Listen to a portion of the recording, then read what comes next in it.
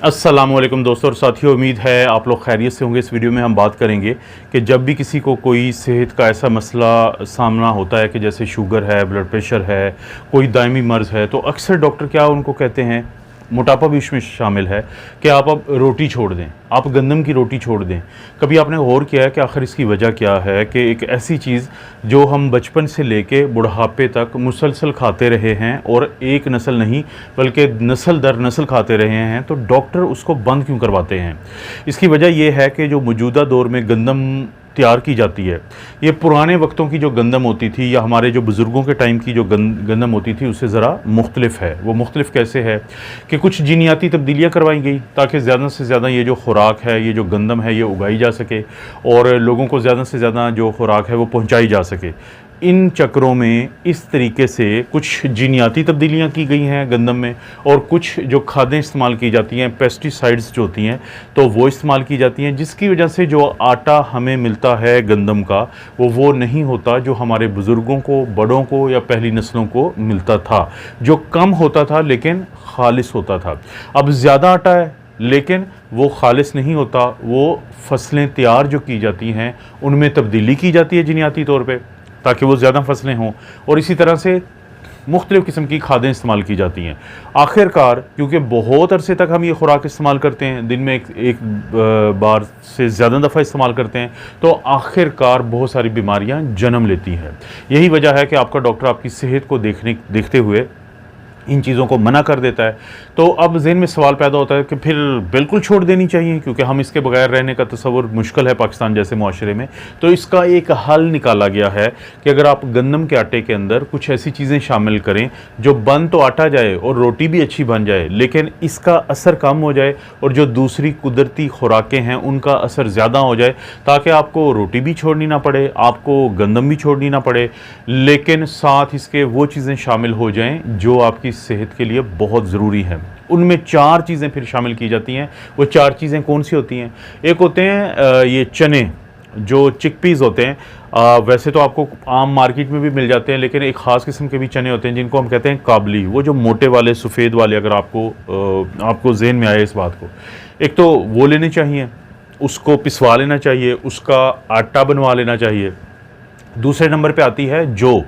अब जो होती है, बारले जो होती है, वो भी क्योंकि सारे लोग वाकिफ़ हैं उससे, बहुत कम उसका इस्तेमाल होता है, इसलिए कि मैं अपनी वीडियोस में जिक्र कर चुका हूँ कि जो चीज़ पैसों के लिहाज से सस्ती होगी या जो चीज़ का फैक्ट्री वाले को फ़ायदा ना हो तो शायद वो आपको ना बताई जाए ज़्यादा। तो जो है वो भी आप लें, उसका आटा आप बनवा लें।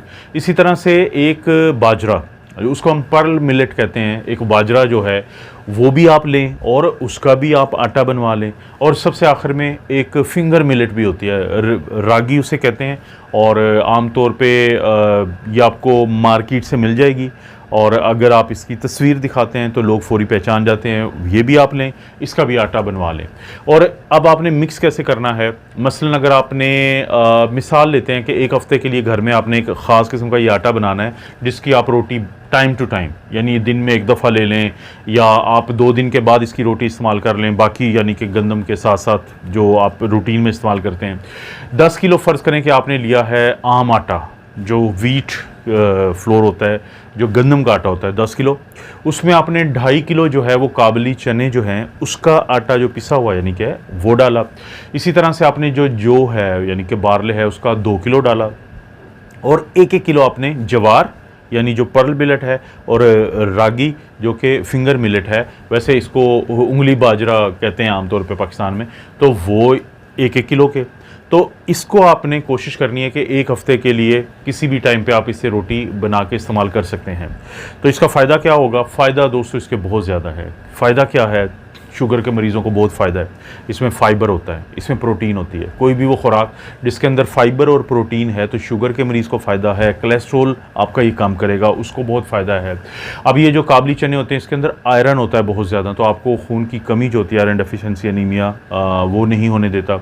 इसी तरह से इसके अंदर भी बहुत ज़्यादा प्रोटीन है, और पूरे इस सारे के अंदर बहुत प्रोटीन है। तो प्रोटीन वाली डाइट आपको हमेशा फ़ायदा देगी। कब्ज़ आपको कम से कम होती है क्योंकि इसके अंदर फाइबर जो होता है वो कॉन्स्टिपेशन या कब्ज़ को नहीं होने देता।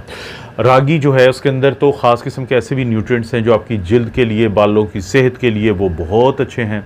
तो ये जो पूरा आटा अगर आप इसको इस्तेमाल करते हैं तो सेहत के अनगिनत आपको फ़ायदे मिलते हैं। तो कोशिश करें कि अगर आपको आपके डॉक्टर ने मना किया आटा, तो आप उनसे ये ज़रूर डिस्कस कर लें कि इसकी रोटी को अगर आप टाइम टू टाइम कभी-कभी इस्तेमाल करेंगे तो वो जो आपके ज़हन में एक डर बैठ जाता है कि गंदम की रोटी आपके लिए मसला करती है, तो वो पेस्टिसाइड्स वगैरह क्योंकि नहीं इस्तेमाल होते, ये जो बाकी मैंने चीज़ें बताई हैं, तो इस लिहाज से बहुत ज़्यादा फ़ायदा हो जाता है। इस तरह की वीडियोज़ दोस्तों आपको पता है मिलती रहती है। वीडियो को लाइक करें, चैनल को सब्सक्राइब करें। कोई वीडियो अच्छी लगती है तो दोस्तों रिश्तेदारों से ज़रूर शेयर कर लें। आप अपना और अपनी फैमिली का ख्याल रखें।